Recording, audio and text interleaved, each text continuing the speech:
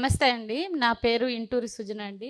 నా భర్తని అక్టోబరు నెల నుంచి ఇబ్బంది పెడతానే ఉన్నారు. గుడివాడ నుంచి ఫస్టు సంతకం కోసమని తీసుకెళ్ళటం. అలా నవంబర్ వరకు తిప్పారండి. నవంబర్‌లో వచ్చి దువ్వాడ స్టేషన్ దగ్గర నుంచి వచ్చి సంతకం కోసం తీసుకెళ్తున్నామమ్మా అని చెప్పి తీసుకెళ్లారు. ఆయనతో పాటు నేను కూడా వెళ్ళాను. అక్కడ సంతకం కోసం అని చెప్పి లోపల పొద్దున్నుంచి రాత్రి 9 వరకు కూర్చోబెట్టి ఇదిగో పంపిస్తామని బయటికి తీసుకొచ్చి బయట ఇంకొక మహారాణిపేట పోలీసులు రెడీగా ఉన్నారు. అతనికి అప్పచెప్పేశారు. అసలు ఎక్కడికి తీసుకెళ్తున్నారు ఏంటి అని అడుగుతుంటే అసలు సమాధానం లేదండి. ఒక ఆడవాళ్ళని చూడకుండా ఆ సీఐ అయితే ఎంత రూడ్గా ప్రవర్తించాడు. అక్కడి నుంచి మహారాణిపేట నుంచి ఇంటి దగ్గరికి తీసుకెళ్తే నువ్వే వదిలేసావు వాళ్ళని నైటు, నువ్వే వెళ్ళి తీసుకురా అని చెప్పి ఆ మహారాణిపేట సీఐని మా ఇంటికి పంపించాడు. సండే రోజు పొద్దుట ఆయన నైట్ వదిలేశారు. సండే రోజు పొద్దుట మార్నింగ్ 7 కల్లా వాళ్ళు సీఐ మా ఇంటి దగ్గర ఉన్నాడు.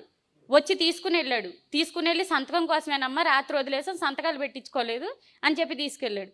ఆ రోజు నైట్ వరకు ఉంచి రాజమండ్రి నుంచి మళ్ళీ తీసుకొచ్చారు. రాజమండ్రి నుంచి ఒక సిఐఏ ఎస్ఐ ఎవరో వచ్చారు.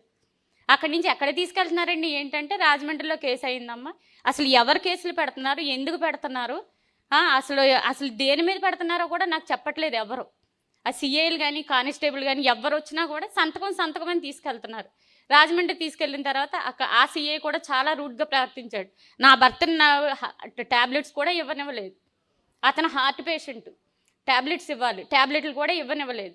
అసలు ఏం జరుగుతుందో కూడా అర్థం కాలేదు. మమ్మల్ని లోపలికి రానివ్వట్లేదు. అతను ఎక్కడ తీసుకెళ్లారో తెలీదు. లోకల్లో అంటే నేను అంతా ఫాలో చేశానండి.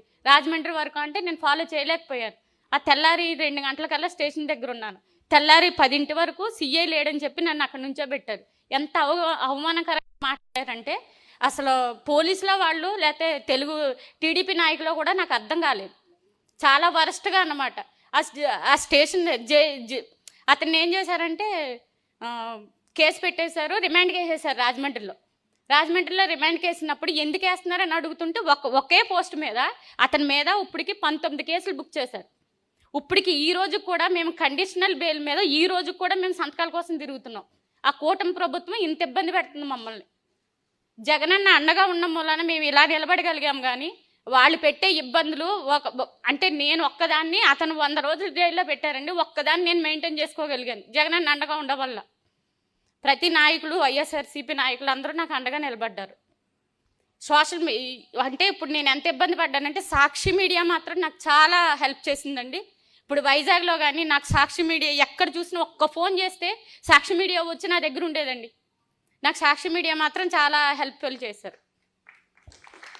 నా భర్త ఇప్పటికీ సంతకం అతను వాళ్ళు ఏం రాస్తున్నారో దాని మీద సంతకం పెట్టాలి, లేకపోతే నీ భార్యను కూడా వేసి ఇద్దరు చెరో జైల్లో ఉండిద్దరు కానీ అని చెప్పి మాటూరు సీఐ అండి. అతనికి కండిషనల్ లేకపోయినా సంతకం లేకపోయినా రప్పించి అతను మళ్ళీ బాపట్లకి మాటూరికి ఒకటే సీఐ మళ్ళీ అతన్ని బుక్ చేయాలని చూశారు. ఆ రోజు నేను జగన్ గారికి ఫోన్ చేయడం, అంటే వేరే వాళ్ళ ద్వారా ఫోన్ చేయడం, అప్పుడు అతన్ని అర్ధరాత్రి 12 గంటలకి నడు రోడ్డు మీద, బైపాస్ రోడ్డు మీద వదిలేసి వెళ్ళారండి. ఇప్పటికీ ఇబ్బంది పెడుతున్నారు మమ్మల్ని.